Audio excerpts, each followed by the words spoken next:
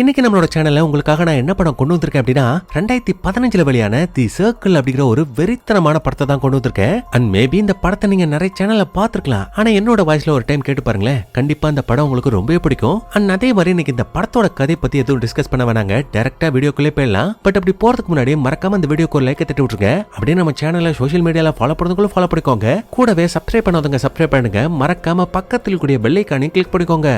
வாங்க வீடியோக்குள்ள போலாம். இது உங்கள் தமிழ் ஹாலிவுட் டைம்ஸ். இந்த படத்தோட ஸ்டார்டிங் சீன்ல பாத்தீங்கன்னா ஒரு இருட்டான அறைக்குள்ள 50 பேரு கண்ணை மூடினபடி அப்படியே சில மாதிரி நிக்கிறாங்க. அப்பதுல ஒரு பொண்ணுக்கு திடீர்னு முழிப்பு வர கண்ணை முழிச்சு பார்த்தா ஒரு சிகப்பு கலர் வட்டத்துக்குள்ள நிக்கிறா. இவ மட்டும் இல்ல, அங்க நிக்கிற 50 பேரும் அதே மாதிரியான வட்டத்துக்குள்ளதான் நிக்கிறாங்க.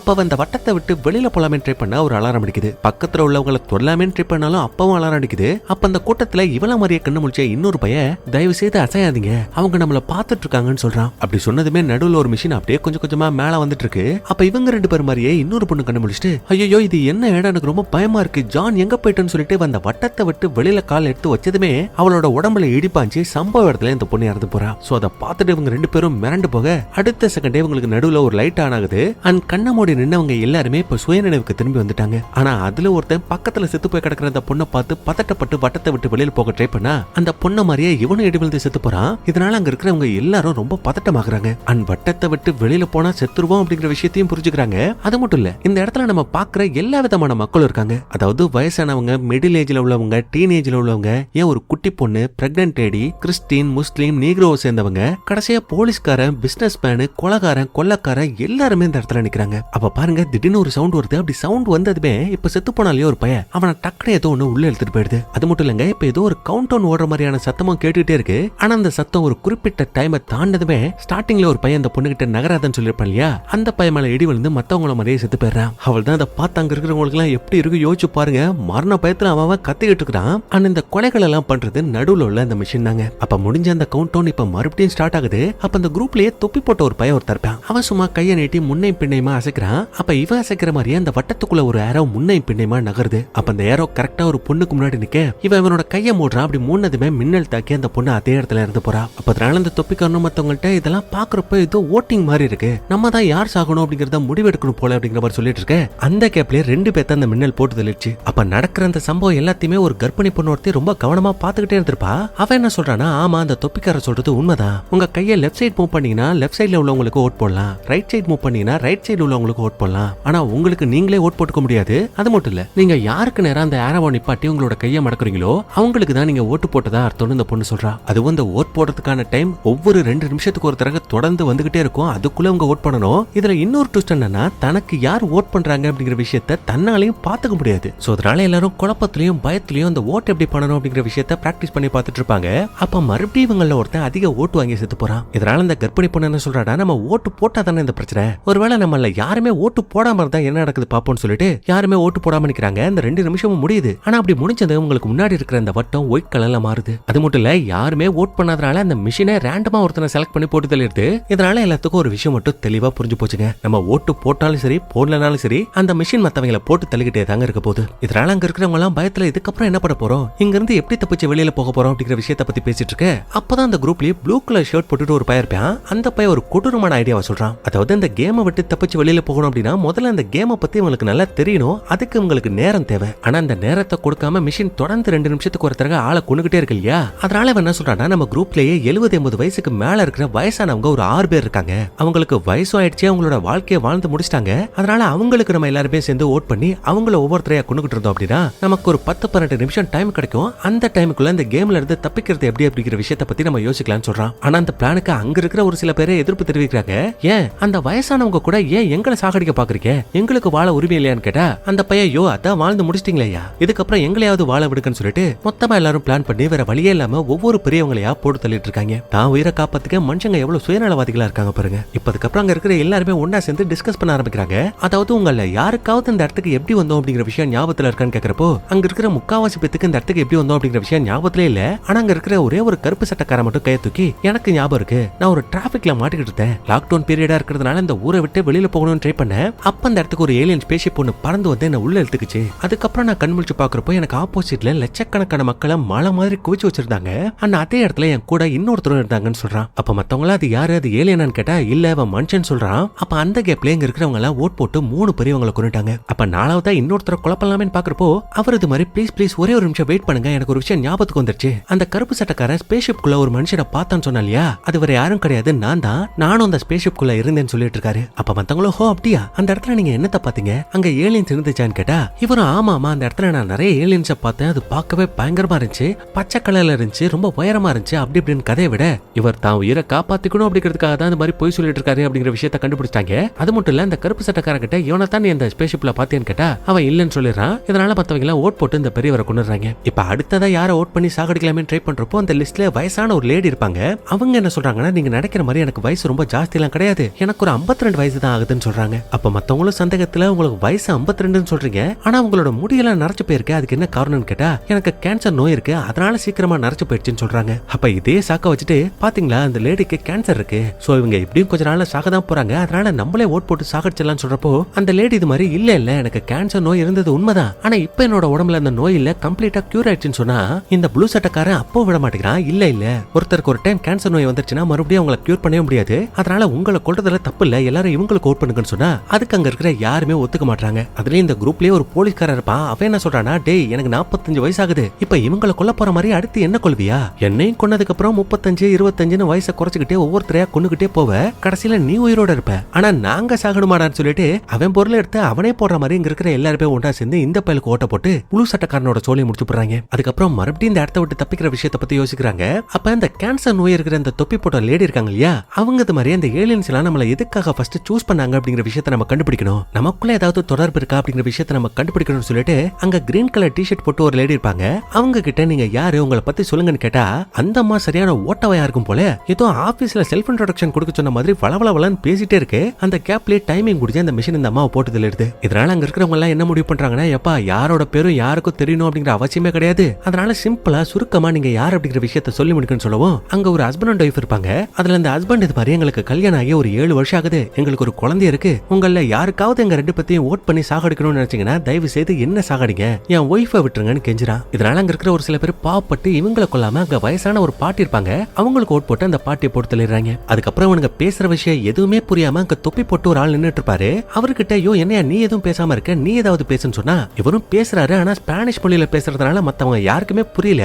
அப்ப அவருக்கு பக்கத்திலேயே ஒரு பொண்ணு நிப்பா, அந்த பொண்ணு இவர் பேசுற விஷயம் எல்லாத்தையும் டிரான்ஸ்லேட் பண்ணி சொல்ல அப்பதான் அவரு இல்லீகலா திருட்டு பாஸ்போர்ட்டை வச்சு யூஎஸ் குள்ள வந்திருக்காரு அப்படிங்கிற விஷயம் தெரிய வருது. இதை தெரிஞ்சதுமே டை கட்டிட்டு அங்க ஒரு பிசினஸ் மேன் இருப்பான், அவன் என்ன சொல்றானா இவனுங்க தான் நம்ம நாட்டோட சாபக்கேடு, இவன மாதிரி அடிக்கடி திருட்டுத்தனமா நம்ம நாட்டுக்குள்ள நிறைய பேர் வர்றதுனாலதான் நமக்கு சரியான வேலை வாய்ப்பு கிடைக்க மாட்டேங்குது, சரியான சாப்பாடு கூட கிடைக்க மாட்டேங்குது, அதனால இவனை கொண்டு நம்ம பிரச்சனை எல்லாம் தீர்ந்துடும் சொல்லிட்டு எல்லாரும் இந்த தொப்பி போட்டவனுக்கு ஓட்டு போடுங்க அப்படிங்கிற மாதிரி பிசினஸ் மேன் சொல்லிட்டு இருக்கான். ஆனா மத்தவங்க எல்லாம் பாவப்பட்டு இவனை கொல்லாம பக்கத்துல உள்ள இன்னொரு லேடியை கொண்டுறாங்க. அதுக்கப்புறம் இந்த குரூப்லயே ஒரு போலீஸ்காரர் இருப்பாளியா, அவங்க டாட்டு போட்டிருக்கிற ஒரு பையல பார்த்துட்டு டேய் நீ யார் அப்படிங்கிற விஷயம் இப்பதான் எனக்கே ஞாபகத்துக்கு வருது, நீ உன்னோட கேர்ள் ஃப்ரெண்டே கொலை பண்ணிட்டு ஜெயிலுக்கு போனவ தானே அப்படின்னு கேட்டா அந்த பையன் ஆரம்பத்துல ஒத்துக்கவே மாட்டான். ஆனா அதுக்கப்புறம் துருவி கேட்டதுக்கு அப்புறம் ஆமா என்னோட கேர்ள் ஃப்ரெண்ட் என்ன சீட் பண்ணிட்டா, அதனால அவளை அடிச்சு கொன்னுட்டேன்னு இந்த பையன் சொல்றான். அவள்தான் இந்த ஒரு காரணத்தை வச்சு எல்லாரும் ஓட்டு போட்டு இந்த டாட்டு போட்ட பையலோட சொல்லியை முடிச்சு போறாங்க.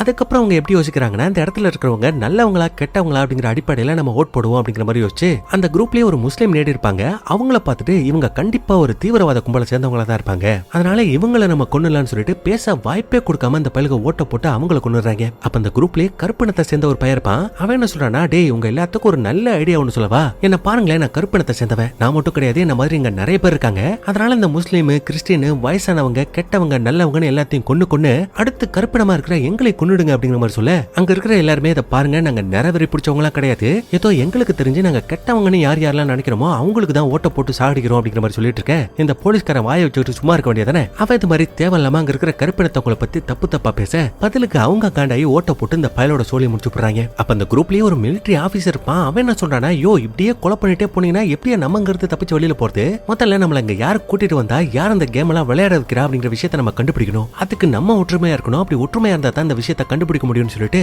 இவ ஒரு சூப்பரான ஐடியாவை சொல்றா. சொல்றான். அதாவது நம்ம எல்லாரும் மொத்தமா ஒருத்தருக்கு ஓட்டு போறதுக்கு பதிலா நம்ம ரைட் சைடுல இருக்கிற ஒவ்வொருத்தருக்கா நம்ம ஓட்ட போடுவோம். அப்படி ஓட்டு போட்டா 2 நிமிஷம் கழிச்சு என்ன நடக்குது அப்படிங்கிற விஷயத்த பார்க்கலாம்னு சொல்றப்போ எல்லாரும் அதுக்கு சரின்னு ஒத்துக்கிட்டு ரைட் சைடுல உள்ளவங்களுக்கு மட்டும் தொடர்ந்து ஓட்டு போட்டுக்கிட்டே இருப்பாங்க. ஆனா டை கட் இந்த பிசினஸ் மேன் மட்டும் சரியான கிரிமினல் பயலா இருப்பான் போல. அவன் என்ன பண்றானா, இந்த கேம்லயே தப்பிச்சு வெளியில போறதுக்கு அதிக சான்ஸ் இருக்கிறது இந்த கர்ப்பிணி பொண்ணு மட்டும் தான். அதனால முதல்ல அவளுக்கு ஓட்ட போட்டு அவளை கொன்றுவோம்னு சொல்லிட்டு இந்த பையன் ஓட்ட போட அந்த கருப்பு சட்டக்காரன் பார்த்துட்டு இந்த பொண்ணை காப்பாத்த இன்னொரு கண்ணாடிக்காரனுக்கு ஓட்ட போறான். இதனால ஓட்டு டிரால முடிஞ்சு 2 பேத்தோட தலையிலே லைட் எரியுது. இதனால மறுபடியும் அவங்க ஓட்டு போட வேண்டிய ஒரு சிச்சுவேஷன் வருது. அதனால மத்தவங்க எல்லாம் அந்த கர்ப்பிணி பொண்ணு மேல பாவப்பட்டு பக்கத்துல நின்று அந்த கண்ணாடிக்காரனை கொண்டுறாங்க. அப்ப இந்த மிலிட்டரிக்காரர் இது மாதிரி எல்லாரையும் நம்ம ரைட் சைடு தானே ஓட்டு போட சொன்னோம், ஆனா லெஃப்ட் சைடு உள்ள 2 பேத்துக்கு எப்படி ஓட்டு விழுந்துச்சுன்னு கேட்டா அப்பதான் அந்த கருப்பு சட்டக்காரன் சொல்றான், இந்த மாதிரி இந்த டைப் போட்ட பையன் இந்த கர்ப்பிணி பொண்ணை கொல்ல ட்ரை பண்ணா, அதனாலதான் அவங்கள காப்பாத்த இந்த கண்ணாடிக்காரனுக்கு நான் ஒரு ஓட்ட போட்டு விட்டேன்னு சொல்றான். அப்ப பாருங்க, இந்த குரூப்லயே கேன்சர் வந்த கிளவி இருக்கும் இல்லையா, அந்த கிளவி இந்த கருப்பு சட்டக்காரங்கிட்ட இவன் இனிமே ஹீரோனே சொல்லிக்கலாம். அவங்கிட்ட இது மாதிரி சரிப்பா அந்த பிசினஸ் மேன் கர்ப்பிணி பெண்ணுக்கு ஓட்டு போட்டதாகவே இருக்கட்டும், நீ எதுக்காக மாத்தி ஓட்டு போட்டு அந்த பொண்ணை காப்பாத்துறேன்னு கேட்டா இவன் இது மாதிரி ஏன்னா அந்த பொண்ணு கர்ப்பமா இருக்காங்க, அவங்க பொழைக்கணும்னு நினைச்சேன், அதான் அவங்களை காப்பாத்துறேன்னு சொல்றான். அப்ப இந்த பிசினஸ் மேனை பாருங்க எவ்வளவு சுயநலமா பேசுறான் பாருங்க. இந்த பாருங்கப்பா, நடக்கிறது ஒரு கேம். இந்த கேம்ல நம்ம எல்லாருமே சாதாரண மனுஷங்க தான். இதுல கர்ப்பிணி சின்ன பொண்ணு பெரியவங்கன்னு பாரபட்சமே பார்க்க கூடாது. அதனால நான் ஓட் போட்டு இந்த கர்ப்பிணி பொண்ணையும் சின்ன பொண்ணையும் சாகடிக்க போறேன். என் கேங்ல யார் வந்து சேர்றீங்கன்னு கேட்டா இவனோட பேச்ச கேட்டு சில பேர் இவனோட கேங்ல வந்து சேர்றாங்க. அப்ப இந்த கர்ப்பிணி பொண்ணையும் சின்ன பொண்ணையும் காப்பாத்தணும்னு சொல்லிட்டு நம்ம ஹீரோவோட கேங்லயே சில பேர் வந்து சேர்றாங்க. இப்பதுக்கப்புறம் இந்த 2 கேங்கும் ஒன்னா சேர்ந்து மாறி மாறி ஓட் பண்றாங்க. அப்படி பண்ணதுல இந்த டைம் டிராவ் ஆகி 3 பேத்தோட தலையில லைட் எரிஞ்சிட்டு இருக்கு. இதனால நம்ம ஹீரோவோட கேங்க எப்படியோ கஷ்டப்பட்டு நடுவுல நின்று அந்த பழுக்கு ஓட்ட போட்டு இவங்க 2 பேத்தோட உயிரை காப்பாத்திடுறாங்க. அப்ப அந்த பிசினஸ் மேன் என்ன சொல்றான் பாருங்க, ஓ அப்படி கஷ்டப்பட்டு அந்த கர்ப்பிணி பொண்ணையும் சின்ன பொண்ணையும் காப்பாத்தணும்னு நினைக்கிறீங்கல்ல, அப்ப அவங்களை காப்பாத்த யாராவது வாலண்டியர்ஸ் இருக்கீங்களா, நீங்களே முன் வந்து அவங்களுக்காக உங்களோட உயிரை கொடுப்பீங்களான்னு கேட்டா எல்லாரும் அப்படியே சைலண்டா நிக்கிறாங்க. அப்பதுல ஒரே ஒரு குட்டி பையன், அவனுக்கு ஒரு 16 வயசு தான் இருக்கும். அவன் கையை தூக்கி நான் வரேன், எல்லாரும் ஓட் போட்டு என்ன கொள்ளுங்க, ஆனா அவங்க 2 பேத்த விட்டுருங்கன்னு சொல்லவும் இதை கேட்டு ஒரு கை இல்லாத பையன் ஒருத்தருப்பான். அவன் இது மாதிரி இல்ல உனக்கு 16 வயசு தான் ஆகுது, அதனால உன்னை எங்களால ஓட் போட்டு எல்லாம் சாகடிக்க முடியாதுன்னு சொல்லிட்டு இருக்க. அப்ப பக்கத்துல நிக்கிற பிசினஸ் மேனை பாருங்க, டேய் அவன் தான் சாகணும்னு முன் வந்து நிக்கிறான்ல, அப்புறம் என்னத்துக்கிட்ட அவனை தடுத்து நிப்பாட்டுறீங்க, பேசாம அவனுக்கே ஓட்ட போட்டு அவனை சாகடிச்சிடலான்னு சொல்றப்போ இதை கேட்டு அங்க நிக்கிற கோட் போட்டவன் பத்தினா தயவு செய்து அந்த பையனை எதுவும் பண்ணிடாதீங்க, அவனுக்கு பதிலா நான் சாகறேன்னு சொல்லிட்டு அப்படியே வட்டத்தை விட்டு வெளியில போக அவள் தான் அவரோட சோழி முடிஞ்சு. ஆனா அவர் செத்ததுக்கு அப்புறமா அந்த பிசினஸ் மேன் மறுபடியும் யாராவது வாலண்டியர்ஸ் இருக்கீங்களான்னு கேட்டா அங்க இருக்கிற ஒருத்தனும் கை தூக்க மாட்டேங்கிறான். ஆனா அந்த குட்டி பையன் மறுபடியும் முன்னாடி வந்துட்டு இந்த டைம் கண்டிப்பா யாராவது சாகத்தான் வேணும், சோ அதனால நீங்க எனக்கு ஓட் போடலனா கூட பரவாயில்ல, நானே வெளியில போயிட்டு செத்து போயிடுறேன் அப்படிங்கிற மாதிரி சொன்னா இந்த பிசினஸ் மேனுக்கு சந்தோஷம் தாங்கல. டே தம்பி நீ ஒரு ஹீரோடா, ஒரு வேளை இந்த இடத்த விட்டு நான் வெளியில போயிட்டேன்னா என்னோட புள்ளைக்கு ஓம் பேர் தண்டை நான் வைப்பேன்னு சொல்ல அந்த பையன் வட்டத்தை விட்டு வெளியில போய் செத்தே போயிடுறான். இதை பார்த்துட்டு அந்த பிசினஸ் மேனோ, ஸ்காட் நீ உண்மையாவே ஒரு சூப்பர் ஹீரோ தான்டா, உன் பேரை கண்டிப்பா என்னோட பிள்ளைக்கு நான் வைப்பேன்டான்னு சொல்லிட்டு இருக்கேன். பக்கத்துல நிக்கிறவன், டேய் அவன் பேரு ஸ்காட் இல்லடா ஷான், அவன் சொன்ன பேரை கூட உனக்கு சரியா ஞாபகத்துல வச்சுக்க தெரியல, இந்த லட்சணத்துல நீ இவனோட பேரை உன்னோட பிள்ளைக்கு வைக்க போறியா, சீ கர்ம புடிச்சவனே உனக்கு வெக்கமாவே இல்லையாடான்னு காரி துப்புறாங்க. இப்பதுக்கப்புறம் அவங்க எல்லாரோட கண்ணும் அப்படியே இந்த மிலிட்டரி ஆபீசர் பக்கமா திரும்புது. அப்ப அவனும் அதை நோட்டீஸ் பண்ணிட்டு என்ன எல்லாரும் என்ன பாக்குறீங்க, அடுத்து என்ன சாகடிக்க போறீங்களா, நான் கடந்த 2 வருஷமா ஆப்கானிஸ்தான்ல மத்தவங்களோட உயிரை காப்பாற்றணும் அப்படிங்கிறதுக்காக என்னோட உயிரை பணயமா வச்சிருந்தேன், ஏன் இப்ப வரைக்கும் என்னோட பொண்டாட்டி பிள்ளையோட முகத்தை கூட பாக்கலன்னு சொல்லிட்டு இவன் ரொம்ப வேதனைப்பட்டு பேச யாருக்கும் மேல ஓட் பண்றதுக்கு மனசே வரல. அதனால மறுபடியும் இந்த பிசினஸ் மேன் யாராவது வாலண்டியர்ஸ் இருக்கீங்களான்னு கேக்குறான். அப்ப அந்த கூட்டத்திலே ஒரு வயசான அம்மா இருப்பாங்க. அவங்க இது மாதிரி கொஞ்சம் வருஷத்துக்கு முன்னாடி எனக்கு ஆஸ்கர்னு சொல்லிட்டு ஒரு மக ஒருத்தர் தான், அவ ஒரு பைக் ஆக்சிடென்ட்ல இறந்து போயிட்டான். ஆனா இப்ப அவ இல்லாத அந்த உலகத்துல எனக்கு வாழ பிடிக்கல, சோ அதனால நான் என்னோட உயிரை விட்டுறேன்னு சொல்லிட்டு அப்படியே அவங்க வட்டத்தை விட்டு வெளியில போக அவங்களோட சொல்லி முடிஞ்சு அங்க இருக்கிற ஒருத்தன் கண்டிப்பா உங்களோட மகனை நீங்க பாப்பீங்கன்னு சொல்றான். அந்த அம்மாவும் மத்தவங்கள மாதிரியே மின்னல் தாக்கி இறந்து போறாங்க. அப்ப பாருங்க இந்த கேங்லயே கோட் போட்ட ஒரு பையன் ஒருத்தர் இருப்பான். அவன் இது மாதிரி இப்ப இறந்து போனாங்க இல்லையா ஒரு அம்மா, அந்த அம்மாவை பத்தியும் இங்குள்ள உங்களோட கடவுள் நம்பிக்கை பத்தியும் ரொம்ப ரொம்ப அசிங்கமா பேசிட்டு இருக்கான். இதனால எல்லாரும் காண்டாயிட்டு இவன் மேலே இன்னொரு பொண்ணு மேலேயே மாத்தி மாத்தி ஓட்ட போடுறாங்க. அப்படி போட்டதுல இந்த ஓட்டு டிராவ் ஆகி 2 பேத்து மேலேயே லைட் எரியுது. அப்ப பாருங்க கன்ஃபார்ம் அந்த கோட் போட்ட பையன் தான் சாக போறான்னு நினைச்சா அவனோட லக்கு பக்கத்துல இருந்த இன்னொரு பொண்ணு செத்து போறா. அப்ப பாருங்க இவனுக்கு இன்னும் அடுத்து 2 நிமிஷம் டைம் இருக்கு, அந்த 2 நிமிஷத்துல கொஞ்சம் நல்லவனா நடிச்சிருந்தா கூட பரவாயில்ல, பாப்பட்டு விட்டுருப்பாங்க. ஆனா அந்த பையன் அப்ப கூட அடங்காம அவனுக்கு பக்கத்துல ஒரு பொண்ணு நிப்பா. அந்த பொண்ணு கிட்ட நீ தப்பான தொழில் பண்றவ தானே கேட்டா அவ இல்ல நான் அப்படிப்பட்ட பொண்ணு இல்லங்கறா. ஆனா அவன் அந்த பொண்ணு அப்படி சொல்லியும் விடாம மறுபடியும் அந்த பொண்ணை போட்டு டார்ச்சர் பண்றான். இல்ல எனக்கு தெரியும் நீ தப்பான தொழில் பண்றவ தான், ஏன்னா உன்னை அந்த மாதிரியான வீடியோஸ்ல கூட பாத்திருக்கேன்ற மாதிரி சொல்லவும் எல்லாருக்கும் செம்ம காண்டாயிடுது. அதனால மொத்த பேரும் இந்த பையன் மேல ஓட்ட போட்டு இந்த பையனோட சோழி முடிச்சு போடுறாங்க. அதுக்கப்புறம் இந்த கேங்லயே ஒரு கிழவன் ஒருத்தர் இருப்பான். அவன் என்ன சொல்றானா, பேசாம நம்மள நம்பி ஒரு குடும்பம் இருக்குல்ல, அந்த குடும்பத்துல இருக்கிறவங்க எண்ணிக்கையை வச்சு நம்ம அடுத்த ஆளை சூஸ் பண்ணலாம். இப்ப என் குடும்பத்தை எடுத்துக்கிட்டீங்கன்னா என் பொண்டாட்டி புள்ள பேரம் பேத்தின்னு ஒரு 7 பேர் இருக்காங்க. அது மாதிரி உங்க ஃபேமிலியில எத்தனை பேர் இருக்காங்கன்னு கேட்டா ஒருத்தர் 12ங்கிறான், ஒருத்தர் 26ங்கிறான். அப்ப அந்த கிழவனை என்னடா காமெடி பண்றீங்க, சரி ஓகே அந்த எண்ணிக்கை கூட வேண்டாம், இங்க யார் யாருக்கெல்லாம் குழந்தை இருக்கோ அவங்கள விட்டுட்டு குழந்தை இல்லாதவங்கள நம்ம கொன்றலாம்னு சொல்றான். சொல்றான். அப்ப அங்க உள்ள எல்லாருமே எனக்கு குழந்தை இருக்குன்னு சொல்லிட்டு இருக்காங்க. அப்ப அந்த பிசினஸ் மேன் அங்க இருக்கிற ஒரு பொண்ணை பார்த்து உனக்கு குழந்தை இருக்கான்னு கேட்டா அந்த லேடி ஆமா எனக்கு ஒரு மகன் இருக்கான்னு சொல்றா. அப்ப அந்த பையனும் சரி உங்களோட ஹஸ்பண்ட் என்ன வேலை பாக்குறான்னு கேட்டா அந்த லேடிக்கு பயங்கரமா கோவருது. எதுக்கு பையனோட பர்சனல் லைஃப் பத்தி எல்லாம் கேக்குறீங்கன்னு கேட்டா இந்த பையன் விடுறதாவே இல்ல. தொடர்ந்து இந்த பொண்ணு கிட்ட கேள்வியா கேட்டுக்கிட்டே இருக்கான். அப்ப அந்த பொண்ணு வேற வழி இல்லாம தான் ஒரு ஓரின சேர்க்கையாளர் அப்படிங்கிற விஷயத்த சொல்லிடுறா. அப்படி சொன்னதுமே இந்த பையன் அந்த லேடியை ரொம்ப அசிங்கமா பேசுறான். அதாவது உனக்கு உயிரோட இருக்கிறதுக்கு அருகதே இல்ல. இது மாதிரி இந்த ஓரின சேர்க்கையாளர்களே ரொம்ப அசிங்கமானவங்க, கேவலமானவங்க. ஒன்ன மாதிரி தான் உன்னோட பொண்ணு இருக்குன்னு தப்பா பேச எல்லாரும் ஓட்ட போட்டு இந்த பையனோட சொல்லி முடிச்சு போறாங்க. ஏன்னா அங்க இருக்கிற எல்லாருமே ஓரின சேர்க்கையை தப்பான விஷயமா பாக்கல. ஏன் அங்க கருப்பாணிக்கிறான் பாத்தீங்களா ஒரு பையன், அவனோட மகன் கூட ஒரு ஓரின சேர்க்கையாளர் அப்படிங்கிற மாதிரி தான் சொல்லிட்டு இருக்கான். அதுக்கப்புறம் வழக்கம் போல அங்க இருக்கிற எல்லாருமே அடுத்து யார் சாக போறாங்க அப்படிங்கிற விஷயத்தை பத்தி பேசிட்டு இருப்பாங்க. அப்ப முன்னாடி ஒரு சீன்ல நம்ம ஹீரோ என்ன சொல்லிருப்பானா இந்த கேம்ல நமக்கு நாமே ஓட்டு போட்டுக்க முடியாதுன்னு சொல்லிருப்பான். அப்ப அதை யோசிச்சு பார்த்துட்டு நீளமா முடி வச்சுட்டு ஒரு பையன் ஒருத்தர் இருப்பான். அவன் நம்ம ஹீரோ கிட்ட நீ சொன்னது சரினா நமக்கு நாமே ஓட்டு போட்டுக்க முடியாதுன்னா இந்த கேமோட கடைசியில ரெண்டு பேர் மட்டும் தானே உயிரோட இருப்பாங்க. அப்ப அவங்களால அவங்களுக்கே ஓட்டு போட்டுக்க முடியாது, ஆப்போசிட்ல உள்ளவங்களுக்கு தான் ஓட்டு போட்டாகணும். அப்படி இருக்கிறப்போ ரெண்டு பேத்தால எப்படி இந்த கேமை ஜெயிக்க முடியும்னு கேட்டா அப்பதான் நம்ம ஹீரோ ரெண்டு பேத்தால கேமை ஜெயிக்க முடியாது, அந்த ரெண்டு பேத்துல யாராவது ஒரு ஆள் தியாகம் படணும், அதாவது அவங்கள யாராவது ஒரு ஆள் விட்டு கொடுத்து சாகணும். அப்படி செத்தா தான் இந்த கேம்ல இன்னொரு ஆள் ஜெயிக்க முடியும்னு சொல்லிட்டு இருக்கான். அதுக்கப்புறம் மறுபடியும் கவுண்ட் டவுன் ஸ்டார்ட் ஆகுது. எல்லாரும் ஓட் போட ஆரம்பிக்கிறாங்க. அப்படி ஓட் போட்டதுல டிராவ் ஆகி ரெண்டு பேத்து மேல லைட் எரியுது. அப்ப எல்லாரும் பார்த்துட்டு சரி ஓகே இவங்க ரெண்டு பேத்துக்குமே நம்ம ஓட் போட வேண்டாம் அப்படியே விட்டுருவோம்னு சொன்னா டைமிங் முடிச்சதும் ரேண்டமா அந்த மிஷின் ஒரே டைம்ல ரெண்டு பேத்தையுமே போட்டு தள்ளிடுது. அதுக்கப்புறம் அவங்க மறுபடியும் அடுத்து யார் சாக போறாங்க அப்படிங்கிற விஷயத்தை டிசைட் பண்ணும் இல்லையா, அதை பத்தி பேசிட்டு இருப்பாங்க. அப்ப அந்த குரூப்ல இருக்கிற கிழவை என்ன பேசுறான் பாருங்களேன். அதாவது இந்த டைம் நம்ம வாழ்ற அந்த சொசைட்டிக்கு யார் யாரெல்லாம் பயனுள்ளவங்களா இருக்காங்களோ அவங்கள விட்டுட்டு நம்ம மத்தவங்களுக்கு ஓட்டு போடுவோம் அப்படிங்கிற மாதிரி சொல்லிட்டு இருக்கான். ஆக்சுவலி இவன் எதுக்காக இதை சொல்றானா இவன் ஏதோ ஒரு பெரிய பேங்க்ல வேலை பார்க்கறான் போல, அதனால என்னால நிறைய மக்கள் பயனடைஞ்சிருக்காங்க, நான் நிறைய பேத்துக்கு லோன் வாங்கி கொடுத்திருக்கேன், அந்த லோனை வச்சு நிறைய பேர் பிசினஸ் பண்ணி பெரிய பெரிய பணக்காரன் ஆயிட்டாங்க, அதனால நான் இந்த சொசைட்டிக்கு முக்கியமா தேவை, அதனால தயவு செய்து என்ன ஓட்டு போட்டு சாகடிச்சிடாதீங்கன்னு சொல்றான். அப்ப அவங்க பேசிட்டு இருந்த கேப்ல பத்தினா கோட் போட்ட பையில இந்த மின்னல் போட்டு தெளிச்சு அதுக்கப்புறம் அங்க இருக்கிற அந்த மொத்த டீமுமே ரெண்டா பிரியுது. அதுல இந்த கர்ப்பிணி பொண்ணையும் குட்டி பொண்ணையும் காப்பாத்தணும்னு சொல்லிட்டு நம்ம ஹீரோவோட டீம்ல சில பேரும் இல்ல அவங்கள கொன்னே ஆகணும்னு சொல்லிட்டு இந்த சடையனோட டீம்ல சில பேர் சேர்ந்துக்கிறாங்க. ஆனா ஸ்டார்டிங்ல இருந்து பாத்துட்டு இருக்கோம் இல்லையா ஒரு ஹஸ்பண்ட் அண்ட் ஒய்ஃப், அவங்க ரெண்டு பேரும் மட்டும் எந்த டீம்லயும் சேராம இவங்க மட்டும் தனியா இருப்பாங்க. அதை நம்ம ஹீரோ பார்த்துட்டு இதை பாருங்க நீங்க ரெண்டு பேரும் எங்களோட டீமுக்கு ரொம்ப முக்கியம், ஏன்னா அந்த குட்டி பொண்ணையும் கர்ப்பிணி பொண்ணையும் நம்ம காப்பாத்தணும், அதனால எங்களோட டீம்ல வந்து சேர்ந்துக்கோங்கன்னு ஹீரோ சொல்றான். அதுக்கு இந்த கிழவனும் நீளமா முடி வச்சிருக்கிற பையில என்ன சொல்றாங்க பாருங்க. அப்ப இந்த லேடியும் குட்டி பொண்ணும் சாக கூடாதுன்னா நம்ம எல்லாருமே சாகணுமா, ஏன் உங்களுக்கு குழந்தை இல்லையா, நீங்க உயிரோட வெளியில போக கூடாதா, அதனால நீங்க அவங்களோட டீமுக்குலாம் போக கூடாது, எங்களோட டீம்ல வந்து சேர்ந்துக்கோங்கன்னு இவங்க பேசிட்டு இருக்க அந்த பஜர் சவுண்ட் கேக்குது. அதனால எல்லாரும் மாத்தி மாத்தி ஓட்டு போட்டதுல தொப்பி போட்டுக்கிட்டு ஸ்பானிஷ் மொழி பேசுவார் இல்லையா அவரும் இந்த குட்டி பொண்ணும் டிராவல வந்து மாட்டிப்பாங்க. அப்ப அந்த கிழவனும் மத்தவங்களும் சேர்ந்து எப்படியாவது ஓட்ட போட்டு இந்த குட்டி பொண்ணை சாகடிக்கலாமே ட்ரை பண்றப்போ அந்த தொப்பி போட்ட ஆள் நல்ல மனுஷனா இருப்பான் போல, அதனால அந்த பொண்ணோட உயிரை காப்பாத்துறதுக்காக அவன் வட்டத்தை விட்டு வெளியில வந்து இவனோட உசுரை விட்டுருவான். அப்ப அந்த கிழவனை பாருங்க அந்த பொண்ணு மிஸ் ஆயிட்டேன்னு சொல்லிட்டு ரொம்ப வருத்தப்படுறான். அப்ப அந்த மிலிட்டரி ஆபீசர் பார்த்துட்டு டே மனுஷனாடா நீ அந்த குட்டி பொண்ணை கொல்ல முடியலன்னு சொல்லிட்டு இவ்வளவு வருத்தப்படுற, இதே இந்த இடத்துல உன்னோட மகளும் பேத்தி இருந்தா இப்படிதான் ரியாக்ட் பண்ணுவியாடா அப்படின்னு கேட்டா அவ அதை பத்தி எல்லாம் கவலைப்படுற மாதிரியே தெரியல. என்ன சொல்றானா இங்க நடக்கிறது ஒரு கேம், இந்த கேம்ல நம்ம எல்லாருமே சமந்தான், இப்படி இருக்கிறப்போ அந்த கர்ப்பிணி பொண்ணுக்கும் குட்டி பொண்ணுக்கும் மட்டும் நீங்க ஓட்ட போட்டு அவங்களே காப்பாத்திக்கிட்டு அப்படின்னா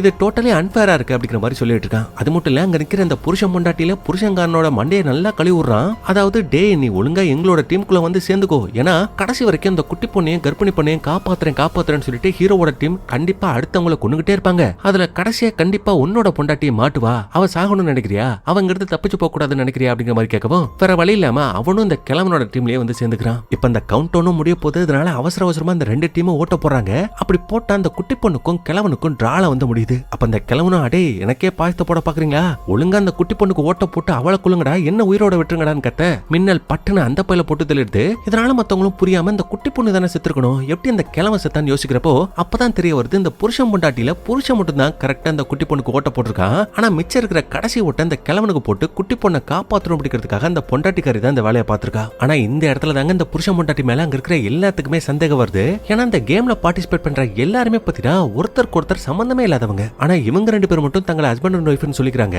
அதுவும் பக்கத்துல இருக்காங்க. அதனால இவங்களும் சந்தேகத்துல இவங்க உண்மையாவே ஹஸ்பண்ட் அண்ட் ஒய்ஃப் அப்படிங்கிற விஷயத்தை செக் பண்ணணும் அப்படிங்கிறதுக்காக ரெண்டு பேத்துக்கிட்டே மாறி மாறி கேள்வி கேட்டுட்டு இருக்காங்க. ரெண்டு பேரும் கரெக்டா தான் பதில் சொல்றாங்க. ஆனா படத்தோட ஸ்டார்டிங்ல இங்க இருக்கிற ஒவ்வொருத்தரோட பேரை சொல்லுங்கன்னு கேக்குறப்போ இந்த புருஷங்காரன் அவனோட பேர் சொல்லிருப்பான். அந்த பேர் என்ன அப்படிங்கிற விஷயத்த பொண்டாட்டிக்கார கிட்ட கேட்டா அவ திருன்னு முழிக்கிறா. அப்ப அவங்களும் என்னவா முழிக்கிற, அவன் புருஷன் தானே அவன் பேரே உனக்கு தெரியாதான்னு கேட்டா அப்பதாங்க அவ ஒரு பெரிய உண்மையை சொல்றா. அதாவது இவளுக்கு கல்யாணம் ஆயிடுச்சு, ஒரு குழந்தை இருக்கிறது என்னமோ உண்மைதான், ஆனா பக்கத்துல நிக்கிற அந்த பயல யாருன்னே தெரியாது, ஏன் அந்த பயலோட பேரு கூட அவளுக்கு தெரியாது. அப்ப எதுக்காக பச்சையா போய் சொன்னீங்கன்னு இவனுங்க கேட்டா அப்பதான் அந்த பொண்ணு பொண்ணு சொல்றா, இது மாதிரி இந்த கேம் ஆரம்பிச்சதுக்கு அப்புறமா இவன் தான் சொன்னா, நம்ம 2 பேரும் மட்டும் புருஷ முட்டாட்டின்னு நம்மள சொல்லிக்கிட்டோம்னா கண்டிப்பா அங்க இருக்கிறவங்க எல்லாத்துக்கும் நம்ம மேல பரிதாபம் ஏற்படும். அதை வச்சு நம்ம சாகாம தப்பிச்சிடலாம்னு சொன்னா. அதனாலதான் என் குழந்தைய நான் மறுபடியும் பார்க்கணும் அப்படிங்கிறதுக்காக அவன் சொன்னதுக்கு ஒத்துக்கிட்டேங்கிறா. ஆனா இவ சொன்ன அந்த விஷயத்த அந்த புருஷங்கார ஒத்துக்கவே மாட்டான். இல்ல அந்த விஷயத்த நான் சொல்லல, இவ தான் சொன்னா, இவ தான் மத்தவங்கள போய் சொல்லி ஏமாத்த சொன்னான்னு சொல்ல பக்கத்துல உள்ள அந்த லேடி இல்ல நான் சொல்லலன்னு சொல்லிட்டு அழ ஆரம்பிச்சிருவாங்க. அப்ப பச்சையாவே தெரிஞ்சிருது இவன் தான் அந்த பொய்ய சொல்ல சொன்னான்னு சொல்லிட்டு அப்படியே அடுத்த ரவுண்ட்ல ஓட்ட போட்டு இந்த பையலோட சோழியும் முடிச்சு போறாங்க. அதுக்கப்புறம் மிச்சம் இருக்கிற அந்த பொண்டாட்டிக்காரிக்கும் ஓட்ட போட்டு அடுத்த ரவுண்ட்ல அவளை சாகடிக்கலாமேன்னு பாக்குறப்போ அவன் என்ன சொல்றானா, தயவு செய்து என்ன கொன்றாதீங்க, மேபி அவன் என்னோட புருஷன் அப்படிங்கிற விஷயத்த சொன்னது வேணா பொய்யா இருக்கலாம், ஆனா எனக்கு உண்மையாவே கல்யாணம் ஆயிடுச்சு, எனக்கு ஒரு குழந்தை இருக்கு, தயவு செய்து அதனால என்ன கொன்றாதீங்கன்னு கெஞ்சிரா. அப்ப அந்த குரூப்லயே நீளமா முடி வச்சுட்டு ஒரு பையன் இல்லையா, அவன் என்ன சொல்றானா, சரி ஓகே உன்னை நாங்க மன்னிச்சிட்டோம், உனக்கு நாங்க ஓட்டும் போட மாட்டோம், ஆனா நீ கண்டிப்பா ஹீரோவோட டீம்ல போயிட்டு சேரக்கூடாது, அப்படி அவன் குரூப்ல சேர்றதுக்கு பதிலா நீ என்னோட குரூப்ல வந்து சேர்ந்தனா கண்டிப்பா உன்னை காப்பாத்துறதுக்கு நான் முயற்சி பண்றேன்னு சொல்றான். அதனால வேற வழி இல்லாம இந்த லேடியோ அப்படியே இந்த பயலோட கேங்ல வந்து சேர்ந்துக்கிறா. அதுக்கப்புறம் இந்த கேம் ஆரம்பிச்ச ஸ்டார்டிங்ல இருந்தே ஒரு வயசானவர் பாத்தீங்கன்னா பேசாம சைலண்டா அப்படியே நின்னுகிட்டே இருப்பாரு. அவர் அந்த சடையை பார்த்துட்டு, தாத்தா நீ மட்டும் தான் இன்னும் யாரோட டீம்லயும் சேராம இருக்கிற, பேசாம நீயும் எங்களோட டீம்லயே வந்து சேர்ந்துக்கோ, ஒருவேளை ஹீரோவோட டீம்ல இருந்தனா வயசானவர்னு சொல்லிட்டு உன்னை ஈஸியா கொண்டுடுவாங்கன்னு சொல்லவும் அவர் அப்பவும் பேசாம சில மாதிரி நிக்கிறாரு. அப்ப அந்த பையனும் சரி ஓகே உன்னோட மௌனத்தை நான் சம்மதமா எடுத்துக்கிறேன்னு சொல்லிட்டு மறுபடியும் இங்க இருக்கிற ஒரு 11 பேர் ஓட் பண்ண ஆரம்பிக்கிறாங்க. அப்படி ஓட் பண்ணதுல இந்த சடையனோட சேர்த்து மொத்தமா 5 பேர் இப்ப டிராவ்ல வந்து நிக்கிறாங்க. இதனால இந்த சடையனுக்கு உசுரே போயிடுது. ஐயோ இந்த டைம் நம்ம தாண்டா சாக போறோம்னு நினைச்சா ரீ ஓட்டிங் பண்ணதுல நல்ல வேலையா இவன் மட்டும் பொழைச்சுக்கிட்டான். ஆனா அவன் கூட இருந்த 4 பேர் இறந்து போயிட்டாங்க. இப்ப மொத்தமா இந்த கேம்ல உயிரோட இருக்கிறது 7 பேரு. இந்த 7 பேர்ல 4 பேரு நம்ம ஹீரோட டீம், 3 பேரு இப்ப இந்த சடையனோட கேங். சோ இப்ப மட்டும் நம்ம ஹீரோ நினைச்சானா கண்டிப்பா அந்த சடையனோட டீம்ல இருக்கிறவங்கள ஈஸியா கொண்டுலாம். அதனால அந்த பையன் என்ன பண்றானா, அந்த கர்ப்பிணி போட்டுக்கிட்டே ஓட்ட கேக்குறான். அதாவது நீ மட்டும் எங்களோட டீம்ல வந்து சேர்ந்துக்கிட்டனா கண்டிப்பா நான் உன்னை காப்பாத்துறேன், இந்த இடத்த விட்டு தப்பிச்சு போறதுக்கு ஹெல்ப் பண்றேன் அப்படிங்கிற மாதிரி சொல்லிட்டு இருக்கான். ஆனா அதுக்கு இந்த கர்ப்பிணி பொண்ணு ஒத்துக்கவே மாட்டா. அப்பதெல்லாம் பாத்துட்டு இருந்த அந்த 7 பேர்ல ஒருத்தன் பாத்தீங்கன்னா, எப்பாடே நீங்க பண்ற அந்த கொடுமையில என்னால பார்க்கவே முடியல, கீழ கொட்டு சாவுங்கடான்னு சொல்லிட்டு இவன் வட்டத்தை விட்டு வெளியில போயிடுறான். இதனால அந்த சடையனுக்கு சந்தோஷம் தாங்கல. ஏன்னா இப்ப மொத்தமா இருக்கிறது 6 பேரு, அதுல 3 பேரு நம்ம ஹீரோவோட டீம், 3 பேரு இந்த சடையனோட டீம். அப்ப அந்த சடையனும் ஹீரோ கிட்ட, டேய் இதெல்லாம் எதுக்காகடா நீ பண்ற, யாருக்காகடா பண்றேன்னு கேட்டா, எனக்கு அந்த குட்டி பொண்ணு அந்த பிரெக்னன்ட் லேடி இவங்க 2 பேர்ல யாராவது ஒருத்தர் உயிரோட இருக்கணும், அதுக்காக தான் நான் போராடிட்டு இருக்கேன்னு சொல்றான். அப்ப அந்த சடையனு ஓகே அவங்க 2 பேர்த்த தான் நீ காப்பாத்த போறேன்னா நீ பேசாம உன்னோட உயிரை விட்டு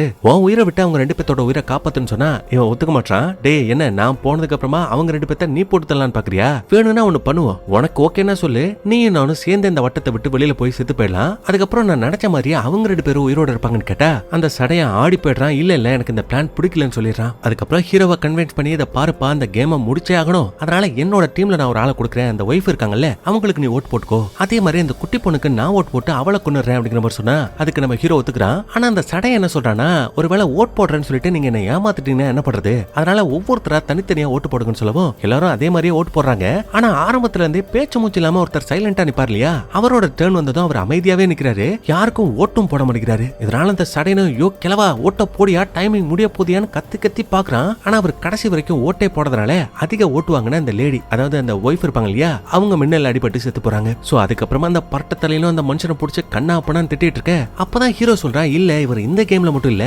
ஸ்டார்டிங்ல இருந்து இவரை நான் பாத்துக்கிட்டே தான் இருக்கேன், இவர் யாருக்கும் ஓட்டு போட்டதே கிடையாது, அதனாலதான் என்னமோ இப்ப வரைக்கும் இந்த மிஷின் வரை எதுவும் பண்ணாம இருக்கு, மேபி இதுதான் இவரோட ஸ்ட்ராட்டஜியா இருக்கணும் அப்படிங்கிற மாதிரி சொல்லிட்டு இருக்க. இதை கேட்ட அந்த பரட்ட மாட்டேனும், ஆமால ஒருவேளை நீ சொல்றது கூட உண்மையா இருக்கலாம், அதனால இந்த டைம் நம்ம என்ன பண்ணுவோம், நம்ம எல்லாரும் ஒன்னா சேர்ந்து இந்த பெரியவருக்கு ஓட்ட போடுவோம், அப்படி ஓட்ட போட்டு இவர் ஒரு வேளை சாகாம இருந்தார் அப்படின்னா நம்ம எல்லாருமே இந்த இடத்த விட்டு தப்பிச்சு போக வாய்ப்பு இருக்குன்னு சொல்லிட்டு மொத்த பேரும் இவருக்கு ஓட்ட போடுறாங்க.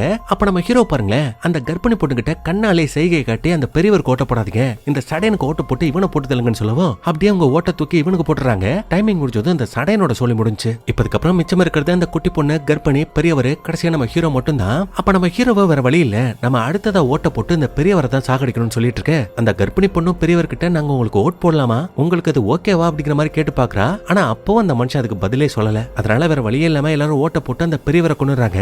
இப்ப கடைசியா மிச்சம் இருக்கிறது 3 பேர் மட்டும் தான். அப்ப நம்ம ஹீரோ என்ன சொல்றானா, நான் நினைச்ச மாதிரி உங்களை எப்படியோ கஷ்டப்பட்டு காப்பாத்தி எண்டு வரைக்கும் கூட்டிட்டு வந்துட்டேன், ஆனா இப்ப கடைசியா இந்த இடத்த விட்டு ஒருத்தர் தான் உசுரோட வெளியில போக முடியும், அது யார் அப்படிங்கிற விஷயத்த உங்களுக்குள்ளே பேசி முடிவெடுங்கன்னு சொல்லிட்டு அந்த குட்டி பொண்ணுகிட்டையும் கர்ப்பிணி பொண்ணுகிட்டையும் சொல்றான். இதனால இந்த 2 பேரும் குழம்பி போய் நிக்கிறாங்க. அப்ப அந்த குட்டி பொண்ணு அப்படியே இந்த கர்ப்பிணி பொண்ணோட வயித்தை பார்த்துட்டு, நானாவது பரவாயில்ல ஒரு உயிர் தான், ஆனா இவங்களோட உடம்புக்குள்ள 2 உயிர் இருக்கு, அதனால என்னோட உயிரை நான் கொடுக்குறேன்னு சொல்லிட்டு முன்வர நம்ம ஹீரோவும் சரின்னு ஒத்துக்கிறான். அதுவும் எப்படின்னா, நான் கரெக்டா 1 2 3 எண்ணுவேன், அப்ப நம்ம 2 பேருமே வட்டத்தை விட்டு வெளியில போயிருவோம், அப்படி வெளியில போனா ஆட்டோமேட்டிக்காவே இந்த கர்ப்பிணி பொண்ணு காப்பாத்தப்படுவான்னு சொல்லவும் அந்த பொண்ணு சரின்னு ஒத்துக்கிறா. டைமிங்கும் முடிய போகுது, ஆனா அவளுக்கு பயம், வட்டத்தை விட்டு வெளியில வர தயங்குறா. அப்ப ஹீரோவும் என்ன பண்ற நீ, சீக்கிரம் வெளியில வான்னு கத்த இந்த லேடியும் அழுதுட்டு இருப்பாங்க. இந்த குட்டி பொண்ணு பொண்ணு வட்டத்தை விட்டு அப்படி வெளியில கால் எடுத்து வச்சதுமே அந்த பொண்ணு செத்து போயிடுறா. ஆனா அடுத்த செகண்டே நம்ம ஹீரோ கிரிமினலை யோசிச்சு அப்படியே அந்த பிரெக்னன்ட் லேடிக்கு ஒரு ஓட்ட போட்டு விட ஒரே டைம்ல அந்த பொண்ணு வட்டத்தை விட்டு வெளியில போனதுனால அந்த பொண்ணும் காலி. அந்த குட்டி பொண்ணு போறத பார்த்து அழுதுகிட்டு இருந்ததுனாலையும் தான் ஓட்டு போடாதனாலையும் இந்த பிரெக்னன்ட் லேடி மின்னல் கிட்ட அடி வாங்கி செத்து போயிட்டா. பாருங்க, ஆரம்பத்துல இருந்தே நல்ல மாதிரி அந்த பையன்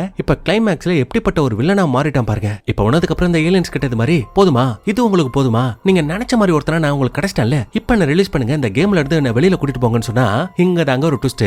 என்னன்னு பாத்தீங்கன்னா திடீர்னு இவனுக்கு ஒரு ஓட்டு விழுது, இவன் மேல லைட் எரிஞ்சிட்டு இருக்கு. சரி இதை யாரா பண்றதுன்னு பார்த்தா அந்த செத்து போன கர்ப்பிணி பொண்ணோட வயித்துக்குள்ள இருக்கிற குழந்தை. ஆக்சுவலி அது ஓட்டு போடல. இப்ப கடைசியா மிச்சம் இருக்கிறது அந்த பொண்ணோட வயித்துக்குள்ள இருக்கிற குழந்தை அண்ட் இந்த பையன் மட்டும்தான். சோ அந்த ரெண்டு பேத்துல யாராவது ஒருத்தர் இன்னொருத்தருக்கு ஓட்ட போட்டு கொன்னுட்டு தான் அந்த இடத்த விட்டு தப்பிச்சு வெளியில போக முடியும். ஆனா அதுல கண்டிப்பா அந்த பொண்ணோட வயித்துக்குள்ள இருக்கிற குழந்தையால ஓட்டு போட முடியாது இல்லையா? அதனால ஹீரோ கொஞ்சம் கூட யோசிக்காம அந்த பொண்ணோட வயித்துக்குள்ள இருக்கிற குழந்தைக்கு ஓட்ட போட்டு அந்த குழந்தையை கொன்னுட்டு அப்படியே இந்த கேமை விட்டு ஜெயிச்சு வெளியில போறான். அப்படி போனவன் கண்டு முழிச்சு பார்த்தா இப்ப அவன் பூமியில இருக்கான். அவனுக்கு ஆப்போசிட்ல ஒரு மிகப்பெரிய ஏலியன் ஸ்பேஸ்ஷிப்பும் பறந்து போயிட்டு இருக்கு. ஒன்னு ரெண்டு மட்டும் இல்லங்க, நூத்துக்கணக்கான ஸ்பேஸ்ஷிப் அங்க இங்கமா சுத்திட்டு இருக்கு. அண்ட் இவன் மட்டும் இந்த கேம்ல ஜெயிக்கல. இவன மாதிரி எக்கச்சக்கமான பேர் இந்த கேம்ல ஜெயிச்சு மறுபடியும் பூமிக்கு வந்திருக்காங்க.